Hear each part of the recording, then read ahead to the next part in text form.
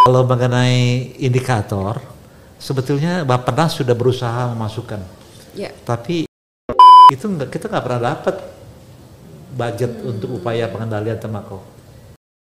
Target pemerintah itu selama ini kuantitatif aja, tetapi secara kualitas dan efektivitasnya tidak pernah dimonitor ya, Dok, seperti itu. Jadi pemerintah ini setengah hati sebetulnya kalau mau setengah jujur. hati ya. Tadi setengah udah hati untuk pengendalian tembakaunya setengah hati. Jadi secara tata kelola lintas lembaga, misalnya Kemenkes sudah mencoba bikin ini, tapi Kemenkeu atau mungkin Kementerian Pertanian, bahkan Kementerian Perindustrian malah tidak mendukung dan lain sebagainya. Lalu itu kan ada roadmap bagaimana mengembangkan industri tembakau.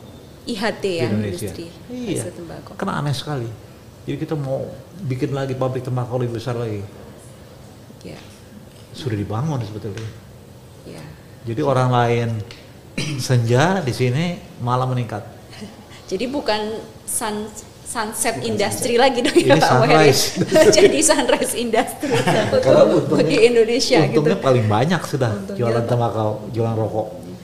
Tapi itu sunrise industry just for some people aja, untuk beberapa orang aja kan, untuk pemilik aja. Iya, untuk pemilik aja. Tapi dampaknya kan yang dia timbulin besar sekali. Iya, gitu. Nah, kalau mengenai indikator, sebetulnya Bappenas sudah berusaha memasukkan, tapi sebetulnya tidak didukung dengan upaya program. Tadi saya katakan kita di Kementerian Kesehatan dulu waktu saya masih di Kementerian, itu kita nggak pernah dapat budget untuk upaya pengendalian tembakau. Karena dianggap bertentangan dengan kabinet. Padahal yang diserahin programnya di Kementerian Kesehatan, tapi tidak tidak bilang, dikasih budget. Kementerian Kesehatan urus pengendalian, nggak pernah begitu. Yang diurus adalah Kementerian Keuangan, cukainya. Lalu semua kementerian, mulai dari pertanian, mereka selalu ribut kalau ada pengendalian tembakau. Oh, ini kan ada buruh rokok, itu ada petani rokok, petani tembakau, Lalu kalau perindustrian buruh rokok. Jadi rame-rame semua membela industri. Jadi di Kementerian Kesehatan biasanya dulu stand alone, sendirian. Belakangan baru pendidikan mulai bantuin. Pendidikan pendidikan. Sama Kemen PPA, PGRI segala macam itu. Perlindungan anak mungkin, Kementerian Perlindungan Anak. Tapi tetap kita kalah karena yang besar-besar itu pertanian, perindustrian pro mereka. Makanya mereka bisa bikin pabrik baru, ya kan? Bisa bikin roadmap untuk industri tembakau. Industri tembakau, Barangkali itu ya. Tapi alhamdulillah kemarin sudah kami gagalkan, kita gagalkan ya. Artinya tidak jadi lagi itu ada IHT, industri hasil tembakau, roadmapnya. Roadmapnya. Walaupun di Kementerian Pertanian, Kementerian Perindustrian tetap mereka masih ingin ada roadmap IHT tersebut. Iya, seperti kaitan kemarin dengan krisis waktu COVID segala macam. Mereka beralasan ini yang paling penting buat dapetin duit. Tapi kan dapetin duit tapi ngerusaknya berapa kali lipat. Nah, itu yang mereka tidak tahu bahwa kerugian makro tadi yang disampaikan mereka tahu, bukan nggak tahu. Nggak tahu. Pura-pura nggak tahu. Pura-pura nggak tahu. Atau punya perhitungan lain, nggak tahu sih. Dan itu tadi yang disampaikan Pak Muher mungkin perlu diperluas juga spektrum perhitungannya dan tadi variabelnya ditambah gitu mungkin. Itu yang penting mungkin ya, itu seperti itu. Nah, itu center yang dibikin. Amin, nanti mungkin ada, kalau dulu WHO yang support nanti ada yang support lagi dari. Pasti mereka mau. WHO.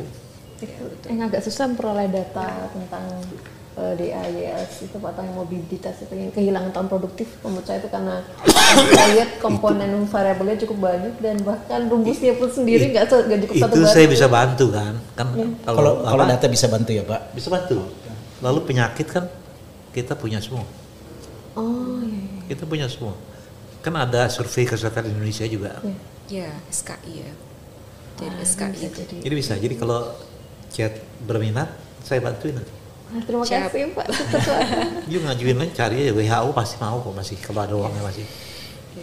Ya karena setelah saya baca dan saya bandingkan Pak, dari misalnya indikator belanja tadi Bapak sebutkan bahwa tahun 2015 orang masih memprioritaskan belanja selain beras ada kemudian rokok atau kemudian makanan jadi Itu selama 10 tahun terakhir nggak berubah, Pak? Nggak berubah. Nggak berubah. Jadi beberapa indikator ekonomi dari penelitian yang Bapak lakukan tentang kerugian ekonomi kesehatan akibat tembakau sampai sekarang tidak berubah, malah meningkat.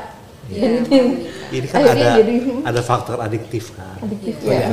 Jadi mereka udah sekali ngerokok tetap ngerokok, nggak mau tahu yang lain-lain. Kembali ke Bappenas mungkin ya Pak, itu indikator di RPJMN sampai saat ini hanya prevalensi perokok anak. Sedangkan tadi disampaikan Pak Kausen juga bahwa ternyata yang naik itu perokok dewasa ya. Nah ini mungkin juga anak dan dewasa. Jadi kalau JYTS ada bawah sebetulnya tuh ini ya, rigiannya. Jadi anak juga meningkat, laki-laki ya, anak sekolah laki-laki. Tapi juga penduduk laki-laki juga meningkat. Dan di negara lain nggak ada nih, cuma Indonesia nih. Betul. Jadi mesti ada usaha memang sebetulnya. Indikatornya harus ditambah dong ini di RPJMN. Selain anak tadi kan harusnya ada indikator kalau memang berminat perokok untuk mengendalikan. Kalau nggak berminat kan semuanya nggak dipasang. Nggak dipakai walaupun udah jelas ya, udah terang seperti itu. Nah ini kalau melihat penerimaan cukai, mungkin Pak Moher bisa melihat nih Pak, penerimaan cukai yang saat ini juga sebenarnya digadang-gadang untuk menjadi penerimaan masuk keranjang penerimaan negara gitu kan. Sampai saat ini kita tahu 97% kan di pusat, yang 3%-nya itu dibagi-bagi untuk daerah, yang itu kemudian 40% untuk kesehatan, dan kita tahu 10% untuk penegakan hukum, 50% baru untuk yang tadi malah dikembalikan lagi untuk tanaman, untuk membantu petani tembakau seperti itu. Nah, bagaimana ini Pak Moher dari sisi ekonomi dan sosial ya, sosial ekonomi, perspektif pemerintah dalam melihat cukai ini? Ini Bu ya, cukai itu kan menurut Undang-Undang 39 kalau nggak salah 2007 ya tentang cukai. Tersirat sebenarnya negara. Cukai itu kan pungutan, dan pungutan itu dialokasikan pada program tertentu. Jadi kalau misalnya cukai rokok tentu untuk alokasi ke kesehatan gitu ya, pengendalian. Jadi pengendalian cukai itu kan untuk mengendalikan. Hanya perspektifnya negara kadang cukai naik, tepuk tangan, alhamdulillah gitu, gitu ya. Dan itu kalau naik pasti bertepuk tangan juga industri rokok. Wah, saya berkontribusi terhadap penghasilan negara. Jadi sebenarnya itu kan perspektifnya ya harus dikembalikan ke hitanya. Jadi garis perjuangannya menurut saya kembalikan untuk kepentingan misalnya tadi promotif, preventif, dan juga kuratif ya. Hanya memang cukai sekarang mungkin cukai ya, 97% cukai semuanya itu kan dari rokok ya. Iya. Ya mungkin ya mungkin 3% hanya yang lain gitu ya, alkohol, etil, alkohol dan seterusnya. Nah mungkin ada sekarang mungkin tahun 2024 kan 241 triliun ya, cukai rokok, cukai secara keseluruhan dan kontribusi itu kan 221 untuk cukai ini. Nah 221 dari kontribusi cukai rokok itu kan besar sekali ya, hanya memang akuntabilitas 221 itu kemana gitu. Nah tadi baru saya paham bahwa, dan mungkin belum berubah ya Dok, ternyata tugas Kementerian Kesehatan hanya melakukan literasi gitu ya, tidak megang dana gitu ya. Jadi padahal yang tahu persis untuk promotif preventif itu kan Kementerian Kesehatan. Tapi saya sekali lagi baru tahu bahwa nggak pegang duit Bapak gitu ya, Menteri Kesehatan. Nah 221 triliun itu kemana? Kita tahu memang ada untuk dana bagi hasil ya, tapi kan hanya 3% ya dana bagi hasil dari sekian 221 ke daerah-daerah. Selebihnya kemana? Itu jadi kalau bisa ada laporan keuangan tentang 221 itu tiap tahun bahwa cukai itu dimuat secara publik ya, berapa untuk misalnya ke Kementerian Kesehatan supaya orang kesehatan tahu ternyata dikit sekali, ternyata dana yang sekian ratus triliun ini ternyata dipakai kementerian ini, kementerian itu, badan-badan ini dan seterusnya. Usulan saya ya ada pertanggungjawaban publik terhadap dana cukai rokok terutama ya, karena ini kan sudah sudah makin berbahaya ya. Tapi harus disampaikan ke publik bahwa tiap tahun lah menurut saya ya, bahwa sekian ratus triliun ini digunakan ini ya. Yang kita tahu sekali lagi hanya untuk dana bagi hasil ya. Selebihnya kemana? 97% itu kemana gitu ya? Itu menurut saya, sehingga definisi cukai itu jelas untuk kemanfaatan upaya-upaya promotif, preventif maupun kuratif. Saya kira itu.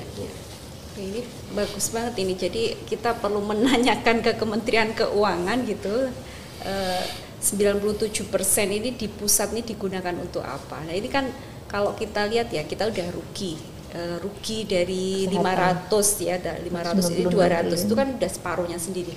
Udah gitu dari pendapatannya juga tidak untuk pengendalian. Ini cukup sangat ruginya, rugi bandarnya 2 kali lipat gitu ya, udah jatuh tertimpa tangga. Ini kasihan banget rakyat Indonesia gitu kan, seperti itu. Jadi udah rugi multiplier efek tadi, rugi tadi yang 221%, yang 97-nya itu nggak jelas. Nggak jelas gitu, akuntabilitasnya nggak jelas gitu. Jadi perlu ini ya, kita bikin tuntutan berarti ya. Kemana? Gitu ya. Kemana ini? Kalau ditanya selalu mereka bilang ini masuk dalam pot besar. Ya, satu keranjang besar ya. Iya. Oh, nggak bisa disebut pendapatan kan Pak? Ini kan pengendalian. Iya. Kan definisinya gitu. Ideologinya begitu, tapi mereka selalu merasa sama saja. Ini masuk dalam pot besar pendapatan negara.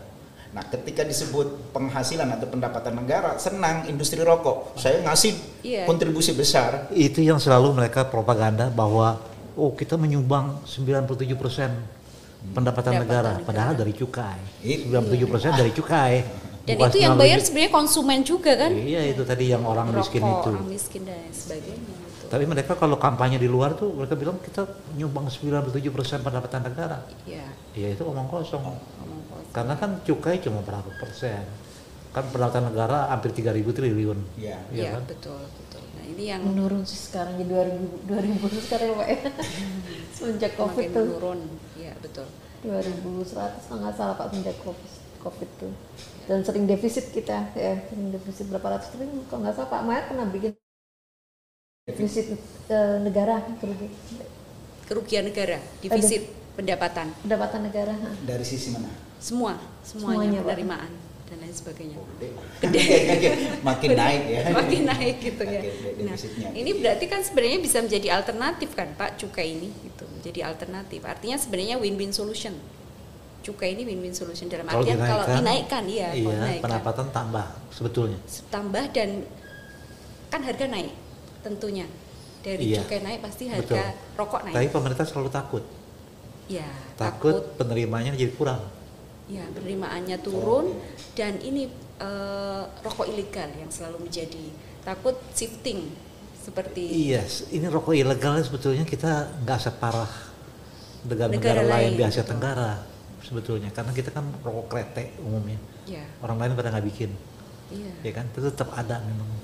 Yang kadar nikotinnya terlalu tinggi ya di sini. Iya, rokok ilegal paling tinggi Indonesia kan kadarnya. Pabrik kecil itu bikin tinggi.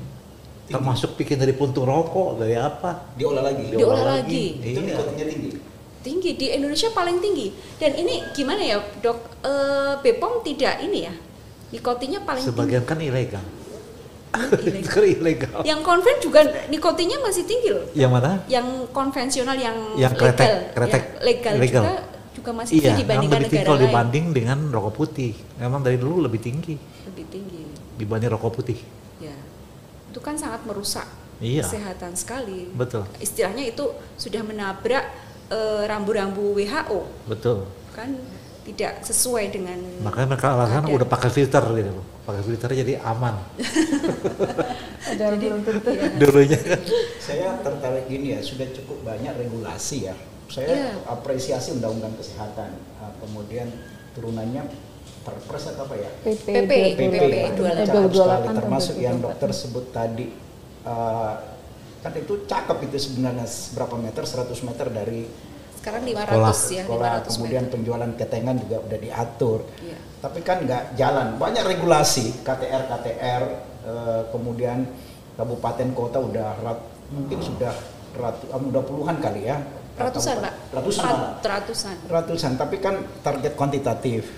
Tapi gini ya, ada filosofi mengatakan begini, Indonesia itu adalah negara soft state, negara lunak. Jadi susah menjadi maju, jadi ada aturan tapi law enforcementnya rendah, jadi kita tidak menaati, tidak mau melaksanakan aturan-aturan itu, ribuan aturan.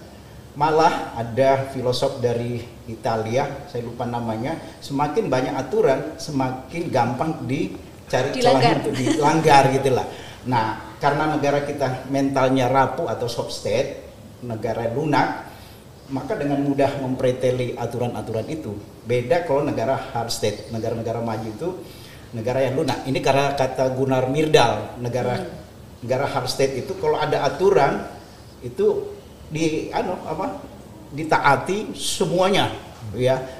Mungkin di negara-negara maju aturan-aturannya yang taat, misalnya tentang pengendalian tembakau, aturannya nggak terlalu rumit seperti di Indonesia. Itu aja yang layar-layar apa namanya itu 8 layar. Saya kira di negara lain layar-layarnya strata-stratanya itu nggak secanggih Indonesia. Tapi kan gampang dipreteli. Saya akhirnya berpikir sudah cukup banyak KTR, sudah banyak undang-undang, kemudian sudah ada PP dan berbagai turunannya. Tapi karena mental kita soft state, negara lunak, ya ini persoalan budaya Pak, menurut saya persoalan mental, kita terabas saja. Sehingga hanya aksesori, aturan itu hanya aksesori sebagai laporan bahwa kami sudah punya KTR, sudah punya PP, sudah ini. Tapi kontrol, monitoring, evaluasi terhadap PP itu nggak kuat karena kita lagi-lagi soft state, negara lunak, dan soft state tidak akan bisa memajukan negara. Harus jadi hard state. Kayak gitu. Jadi gimana ini, harus berubah dong kita jadi ya, tidak sekedar KTR, memang harus kontrol. Ada polisi, kata inilah. Kalau di Aceh itu ada polisi Satgas, ya? Satgas yang Satgas, betul-betul tidak sekedar contoh yang sudah ada KTR-nya. Oh, enggak seperti itu. Perlu ada apa ya? Penegakan hukum. Monitoring di lapangan ya, Kalau bisa ada polisinya lah, kayak polisi. Bukan saja untuk pengendalian rokok ya, tapi untuk secara umum supaya ini tidak sekedar aksesori aturan-aturan itu. Cakep sekali Indonesia menurut saya, aturannya sudah cukup. Dan secara badan-badan, lembaga-lembaga sudah banyak. Iya, sudah banyak. Hanya memang kalau rokok induknya FCTC belum diratifikasi Pak. Iya, tidak ratifikasi dan menganggap ini bahwa tadi aturan tadi sudah menggantikan FCTC. Bagaimana menurut mereka selalu berargumen itu. Iya kan? Tapi kan sebetulnya banyak yang lain, banyak yang belum, beda. Banyak yang beda. Ya memang kalau lihat sekilas sudah memuat berbagai FCTC punya peraturan, ya kan? Ya. Tapi kalau misalnya peraturan bahwa anak kecil dilarang berokok, dilarang merokok itu nggak ada. Ya, kalau di FCTC ada licensing ya? Iya, ada licensing untuk nggak boleh. Iya, nggak boleh. Di bawah 21 tahun nggak boleh beli rokok. Iya, betul. Sedangkan kita nggak ada. Atau jual rokok, kita kan masih jualan rokok. Anak kecil jualan rokok. Jadi masih banyak yang beda gitu loh sebetulnya. Iya, betul. Ya, orang tinggal 5 negara aja kok yang belum tanda tangan FCTC. Dan 5 negara itu adalah negara, bukan negara maju. 4 Afrika. Jadi kita sama ya dengan negara-negara ini. Nah ini tadi yang disampaikan Dr. Suhartokoso tidak menyadari atau memang tahu tapi tidak mau tahu. Tidak mau tahu itu pemerintah. Ini mungkin tugasnya Muhammadiyah ya Pak Muher. Muhammadiyah sejak 2009 ya itu sangat selangkah jauh lebih maju ya, itu sudah mengharamkan ya fatwa rokok, dan itu pemantik untuk semua. Itu bagus sekali. Kemudian kedua secara aturan di ekosistem Muhammadiyah, amal usaha Muhammadiyah, apa namanya sekolahnya rumah sakit, apalagi rumah sakit ya nggak boleh merokok gitulah. Kemudian tidak boleh ada iklan yang berafiliasi dengan industri rokok. Jadi anak-anak mahasiswa misalnya itu BEM-nya atau apa itu nggak boleh disemprit dan dapat bisa beasiswa gitu ya. Sampai bukan saja sponsor beasiswa, kalau misalnya beasiswa ini ketahuan dari afiliasi industri rokok gitu. Dan gerakan moral seperti itu ya cukuplah, ya cukup efektif ya. Kita berharap ya jangan Muhammadiyah sendiri, kalau stay alone tadi Kementerian Kesehatan, Muhammadiyah stay alone untuk ormas gitu lah. Gitu ya. Kita pingin ya, kami nganggap bahwa Muhammadiyah kan tidak mayoritas di negeri ini. Perlu ada ormas-ormas yang mayoritas lah, yang mensupport gerakan moral, pengendalian tembakau pengendalian tembakau ini. Menurut saya, bahkan mungkin ya masjid-masjid, tapi ya repot juga banyak ustadznya yang perokok berat ya. Jadi ya gimana bisa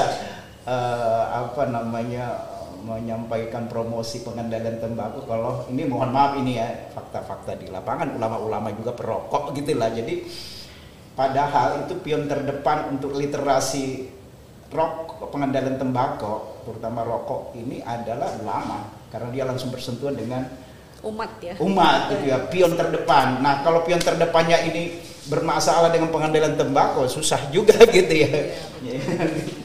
Ini kan masih, kalau di agama Islam masih ikhtilaf lah, masih ikhtilaf. Kecuali Muhammadiyah yang sudah menetapkan fatwa gitu. Fatwa itu kan himbauan ya, lebih ke himbauan. Sedangkan MUI sudah ya Pak ya? Belum. Ini saya ingin menambahkan catatan. Baru saja tadi pagi saya berdebat di websitenya Sang Pencerah. Jadi hanya ulama Indonesia yang belum mengharamkan rokok. Hanya ulama Indonesia yang belum mengharamkan rokok. Jadi di seluruh dunia, termasuk keuangan Islam, sudah mengharamkan industri rokok untuk dibiayai. Jadi sama dudukannya haram untuk alkohol, haram untuk industri yang pornografi gitu ya. Tapi yang ada orang Indonesia bilang pede banget mengatakan ini kok rokok itu haram gitu, dalam arti ya berarti dia kata dalam tempurung, karena hanya ulama Indonesia MUI yang belum mengharamkan rokok, sedangkan Arab Saudi, Malaysia, Singapura, Eropa dan lain sebagainya sudah negara oke sudah mengharamkan rokok gitu. Terus kemudian terkait penelitian kami dari chat, mungkin kami melihat bahwa ternyata ada beberapa kasus negara yang mungkin bisa kita jadikan benchmark, mungkin misalnya India gitu ya, negaranya sama-sama ternyata sistem pemerintahnya ternyata desentralisasi, jadi tergantung kepala daerah untuk menerapkan kebijakan KTR, tapi mereka berhasil tanda tangan FCTC, kemudian mereka berhasil menurunkan prevalensi merokok. Kalau Indonesia masih 69%, mereka jadi cuma 30%-an gitu. Terus saya kebetulan yang tentang low middle income countries itu juga belajarnya dari orang-orang jurnal India Pak, mereka yang menyuarakan bahwa oh ini penting loh, kita tidak sendiri, kata orang India, ternyata bahwa Indonesia ternyata lebih parah dari India. Indonesia lebih parah, tapi saya lihat mereka BPOM-nya berhasil melarang rokok elektrik, kemudian mereka juga berhasil mengedukasi ibu, kok di sana ibu yang ngunyah tembakau Pak, di sana kultur ini termasuk yang kultur itu ya. Kalau di sini ini nyusur gitu ya. Mungkin yang mudah-mudahan saat di podcast kita ini bisa terdengar sampai eksekutif, dan salah satu langkah yang paling efektif ternyata litigation proses, jadi proses pengajuan litigasi ya, hukum, mungkin judicial review itu mungkin Pak. Dari dulu ISD biasanya yang dari kata, kalau dari Elkonas PT apa juga sudah pernah mengajukan litigasi Pak. Kalau dari Muhammadiyah ISD nih. Untuk judicial review untuk tentang peraturan terkait pengendalian tembakau itu. Jadi termasuk ini Pak Muher, undang-undang cukai itu kan di situ tersirat dan tersurat tentang apa Pak Muher yang selalu disampaikan. Pasal undang-undang cukai ya nomor 39 2007 ya, itu ada pasal 5 ya kalau nggak salah ya, itu penentuan cukai itu klausulnya ya, penentuan cukai itu harus mengkonfirmasi, katakanlah itu bukan konfirmasi bahasa teksnya itu. Jadi harus mengkonfirmasi kepada industri. Jadi Gitu ya. mengikut sertakan industri. Iya, jadi kalau industrinya nggak mau menaikkan cukai, Nggak mau nggak mau juga. juga. Apalagi industri menganggap saya naikin dong ininya pendapatan negara itu naik. Jadi klausul pasal itu harus ya kalau bisa totalitas undang-undang cukai itu ya Untuk pengendalian ya. bukan CR ya, tapi direvisi lah maksud saya, Direvisi lah. undang-undang gitu cukai. menurut saya. Ya betul. Nah ini kalau kita analisis SWOT gitu Pak Kosen, misal pakai perspektif SWOT, jadi kekuatan, weakness-nya dan opportunity start rate-nya itu saat ini kondisinya dengan based on kerugian ekonomi makro, seperti apa kebijakan pengendalian tembakau di Indonesia saat ini dari berbagai Iya, jadi sebetulnya perspektif. dengan kan pemerintahan baru sebetulnya. Ya pemerintahan baru. Mestinya memang ada kelompok yang menyajikan ini. Iya kan? Barangkali polisinya kan akan bisa berubah Ya. dengan berbagai argumennya. Dan ini belum ada, saya belum lihat ini. Ada kelompok yang mulai dengan masalah tobacco control. Mendekati pemerintahan baru gitu iya, ya. Untuk bukan cuma mendekati, advokasi memang. advokasi ya. Iya, bahwa ini kita cerita mau ngurangi BPJS punya biaya, Ya. tapi rokoknya terus, ya kan? Ini faktor risikonya nggak diurus gitu. Ya. Jadi hal-hal itu barangkali sekarang waktunya ini kalau memang mau dikerjakan. Jadi tepat kalau memang mau bikin studi baru itu Ini nanti menjadi untuk opportunity advokasi. ya, berarti Untuk ya, menjadi advokasi. opportunity. Betul. Dan kekuatan tadi. Ya. Nah, kalau kira-kira weakness-nya apa ini untuk pemerintahan yang baru? Weakness-nya. Ya. Kalau kita mau mendekati kan pasti ada kelemahan-kelemahan Bukan, untuk pengendalian ya, tembakau. Artinya kan tadi saya katakan kita stand alone dulu di Kementerian Kesehatan. Saya sering sekali itu dengan berbagai kementerian lain kita cuma sendirian yang anti tobacco, yang lain pro. Kalau Mas Muhammadiyah stay alone. Jadi barangkali itu yang mesti diperhatikan. Apakah orang-orang itu masih sama? Tapi biasanya sama karena barangkali punya koneksi sama dengan industri. Dulu tuh mulai dari dirjen, direktur, semua ngomongnya sama. Ngomongnya sama pro Semua ya. industri. Walaupun ini sudah pemerintahan yang baru ya, tapi tetap bisa jadi juga Bisa jadi seorang yang sama orang di yang bawah, sama ya, kan? di bawahnya seperti itu. Tapi mesti dicoba saya rasa. Ya, dengan perspektif yang berbeda tadi misal kayak Iya, tadi dengan- kan dikatakan ada banyak juga yang kita mesti hitung lagi, ya, ya kan?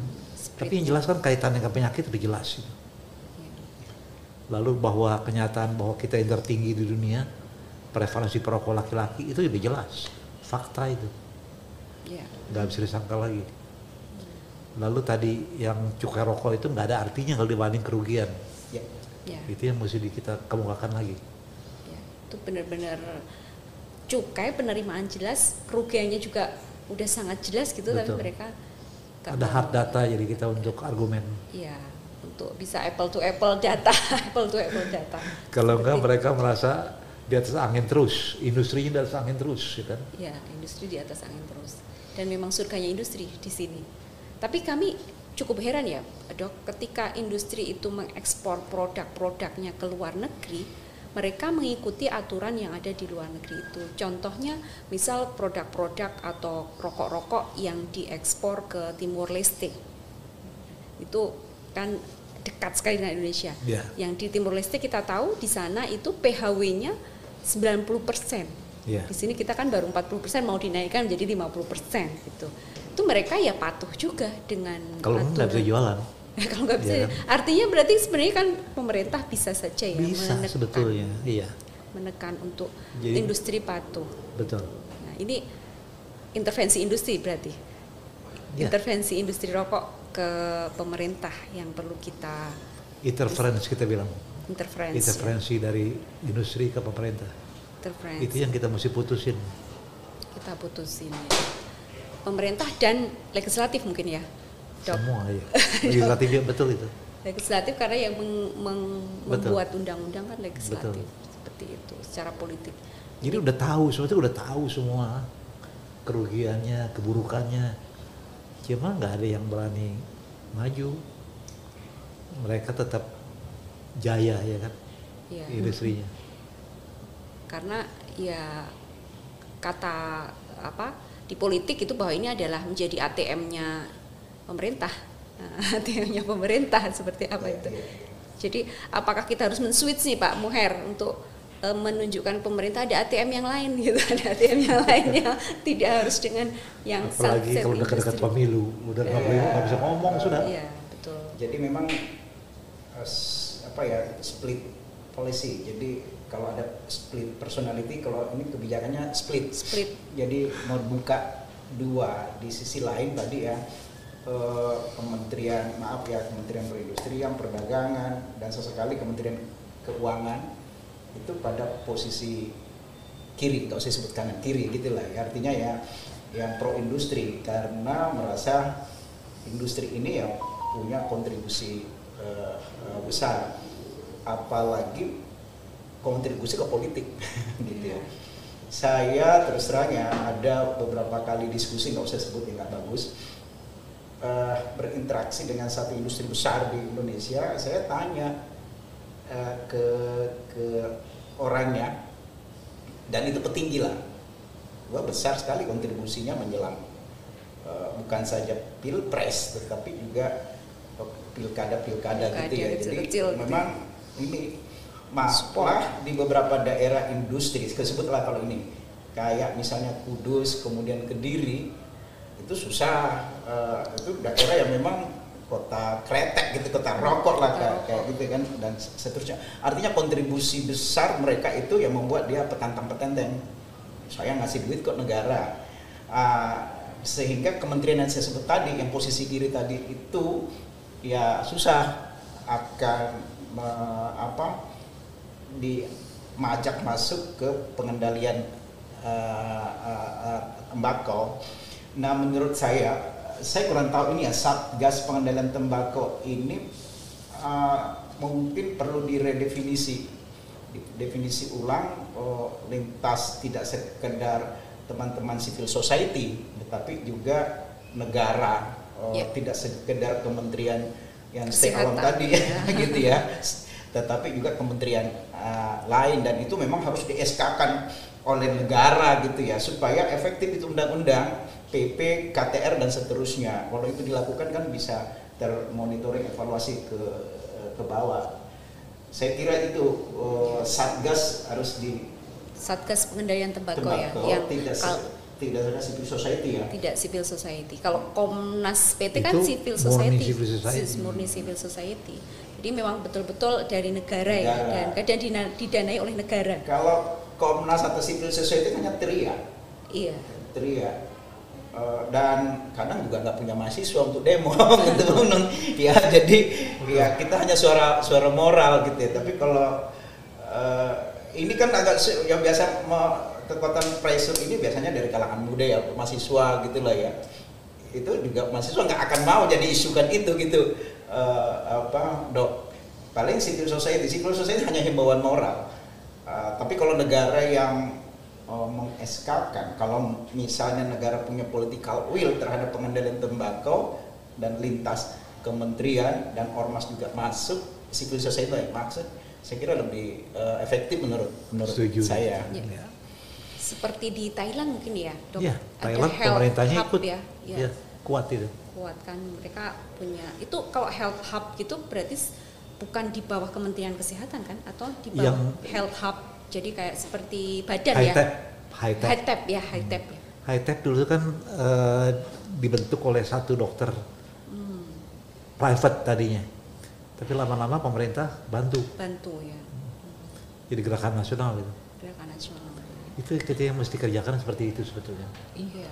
Kami juga dari itu sebetulnya ada mengusulkan bahwa ketika program pemerintah, pembiayaannya jangan dari hanya pemerintah, tapi juga dari swasta dan masyarakat. Kami menamakannya sebagai democratic finance atau keuangan demokratis. Nah, mungkin akan kami usulkan nanti di penelitiannya termasuk untuk program-program pemerintah seperti MBG, CKG, tapi dengan syarat misalnya pemerintah tegas dalam menjalankan pengendalian tembakau misalnya. Iya. Itu. Ya, itu memang Itu. Tapi ini apa yang diusulkan Bu Dia Hesti ya dan dokter tadi, ya ini kan ada peluang wadah-wadah MBG. Saya lihat program MBG untuk literasi pengendalian tembakau rasanya nggak ada gitu ada, ya. Hanya jatah-jatah 10.000 untuk makanan gitu ya. Padahal itu kan wadah. Bayangkan 83 juta murid ya dan ibu hamil itu perlu literasi. Artinya ini program jangan sampai sia-sia ya. Perlu memang ikut literasi pengendalian tembakau. Termasuk juga yang disebut tadi dok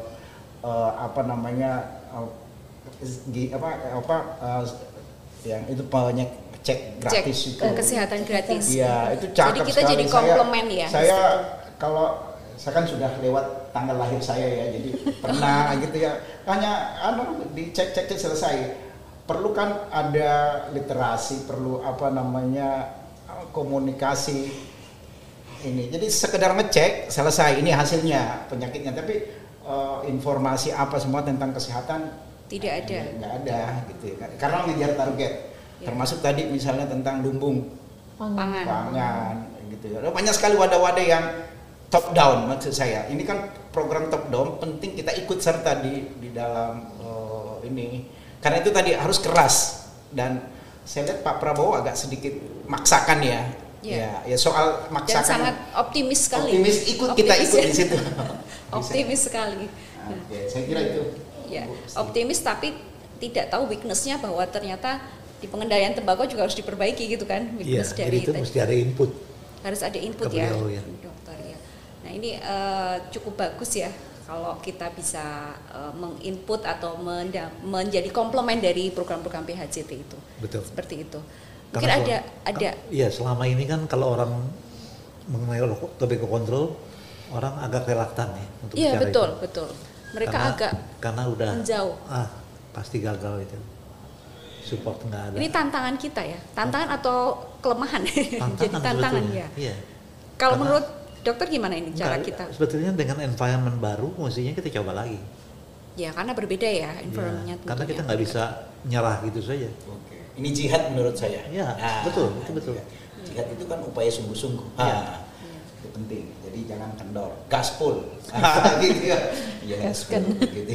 Dan MPG ini berarti menjadi peluang gitu ya. MPG, CKG, lumbung pangan jadi peluang dari hulu 83 sampai juta murid dan ibu hamil itu di kan Indonesia. Dan ada 210 triliun tahun 2025, tahun depan akan 400 triliun ya untuk dana MBG. Ini kan sayang sekali dana sebesar itu ratusan triliun literasi pengendalian tembakau ini tidak berada di situ. Tidak berada di situ. Gitulah. Ya, oke, Bu Dia. Sudah cukup. Ya, mungkin ada closing statement Dr. Suharto. Iya, sebetulnya yang saya harapkan barangkali civil society lebih kuat ya untuk advokasi mengenai hal ini. Karena jelas-jelas kita ini agak tertinggal dibanding negara lain yang selevel dengan kita. Ya. Artinya hanya kita yang belum bergerak dengan baik pengendalian tembakaunya, sedangkan negara lain yang selevel dengan kita sudah maju pesat sekali. Ya. Apalagi kita punya estimasi 2045 Indonesia emas, Ya. tentu kita harus lebih keras lagi ya, Betul. dokter. Mencapai SDG aja kita agak ragu. 2030. 2030. Ini berapa tahun lagi? Sekarang Iya. udah 5 2025, tahun lagi 5 tahun lagi. Pak Muher, silakan untuk closing. Ini jangan kita kendor ya. Ya ini jihad menurut saya ya, semangat gitu ya. Artinya ini kesempatan bagi pemerintahan baru, katakan gitu ya. Dan tampaknya kan pemerintahan baru itu punya beberapa kebijakan yang sifatnya top down itu ya. Artinya ini wadah bagi kita pengendalian untuk masuk berjuang. Kemudian yang kedua tadi Satgas atau Komnas, kalau bisa itu sudah jadi bukan badan negara tapi sudah menjadi negara yang jadi kayak malaikatnya lah pengendalian tembakau. Sayang sekali KTR di mana-mana, kemudian PP sudah ada, apalagi cakep sekali itu undang-undang kesehatan ya, menurut saya. Dan paling akhir ya segera naikkan harga rokok gitu lah ya. Ini salah satu yang membuat efektif. Kalau udah harga rokok naik, saya kira orang miskin dan anak-anak itu tidak akan mampu bisa menjangkaunya. Tapi ini kan susah gitu. Tapi istilahnya itu ya kita harus berjuang ikhtiar optimal untuk berjihad. Saya kira itu. Ya. Gaspol. Oke, baik, terima kasih Pak Soeharto Kosen, Dr. Soeharto Kosen dan Dr. Moher Pakana. Kita sudah berbincang mendalam, cukup banyak Bu Hesti. Ada lagi yang mau disampaikan mungkin Bu Hesti? Bahwa ya, mudah-mudahan kita bisa mewujudkan penelitian terbaru ini dan kita bisa jadi masukan untuk pemerintahan baru Bapak Presiden Prabowo dan Bapak Wakil Presiden Gibran. Ya, baik, dan nanti semoga penelitian untuk ini kerugian ekonomi makro bisa spreadnya lebih luas lagi, tadi spektrumnya lebih luas. Pak Soeharto Kosen sudah siap, jadi kita nih yang harus segera mewujudkannya. Bismillah. Terima kasih. Saya tutup bincang mendalam kita hari ini untuk teman-teman kawan-kawan yang menyaksikan bincang kita mendalam. Terima kasih dan semoga ini menjadi insight serta menjadi semangat kita untuk motivasi kita untuk pengendalian tembakau di Indonesia. Saya kira cukup sekian, kita tutup dengan bacaan hamdalah. Terima kasih. Assalamualaikum warahmatullahi wabarakatuh. Waalaikumsalam warahmatullahi wabarakatuh.